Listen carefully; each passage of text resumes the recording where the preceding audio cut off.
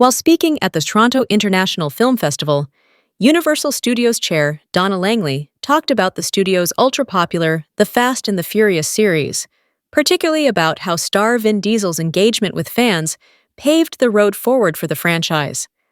But Langley might not have realized that this praise actually highlights just where the series may have gone wrong. By catering to fan demand and theories, the Fast and Furious saga went from a thrilling action franchise to an overstuffed self-parody. If the series plans to move forward, its producers need to stop pandering and remember what originally made it a great ride.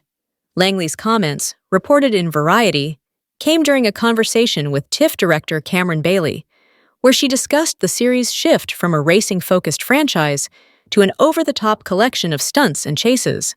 When The Fast and the Furious debuted in 2001, it was a relatively low-budget, low-stakes cop movie that took place in racing culture.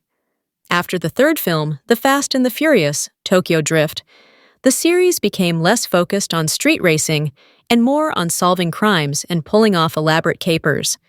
By 2023's Fast X, it was a superhero franchise where the powers involved being really good at driving.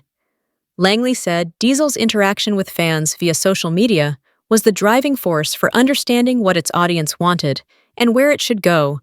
And to the credit of Diesel and the film's directors, writers, and producers, it created a franchise with a diverse cast and some truly memorable films. Fast 5, the series highlight, is one of the best summer blockbusters of the last 20 years, and also the moment where the series embraced its lunk-headed absurdity. Diesel, who stars as Dominic Toretto and is a franchise producer, rightly understood the infusion of a heist, bone-smashing car chases, and larger-than-life actors like Dwayne Johnson would take the franchise to new heights and that audiences would follow. But based on Langley's statements, this might also be where the wheels first started coming off. She said, "We've always been very fan-first on the Fast franchise. People would sort of throw out little things about, 'Oh God, don't kill Letty.' Okay, we'll bring her back. She never died, don't worry, nothing to see here." But that's all led by fan engagement.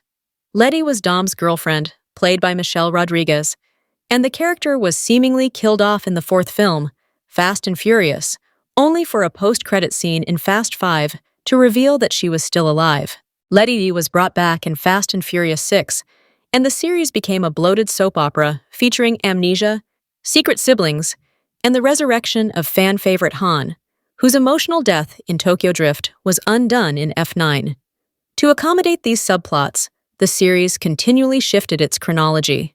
While the reveal that Fast 5 actually took place before the events of Tokyo Drift was a fun way to bring Sung Kang's Han back to the franchise for a few films, the franchise's continuity began darting back and forth, introducing a previously undiscussed brother for Dom, revealing that Jason Statham's Deckard Shaw was the mastermind behind Han's death, and giving Dom a child he fathered with another woman when he believed Letty was dead.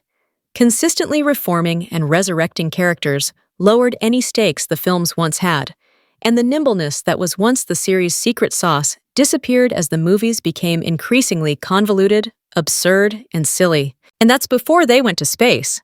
For years before F9, there were jokes about space being the final frontier for Dom and his crew. And then, in that film, characters Roman and Tej literally took a car into orbit. It was the franchise's jump the shark moment, when the memes and in-jokes fans made about the series were suddenly brought to life and found to be rather insipid when actually incorporated into the saga. Even Langley expressed regret for that moment during her TIFF conversation, saying, "I'm sorry that we sent them into space, but the out-of-this-world moment, while absolutely a low point for the series, is just part of a larger problem with the Fast and Furious films." In an attempt to satisfy fans and keep going bigger, the franchise has gone all in on its ridiculousness and become a parody of itself with no regard for continuity, realism, or grounding.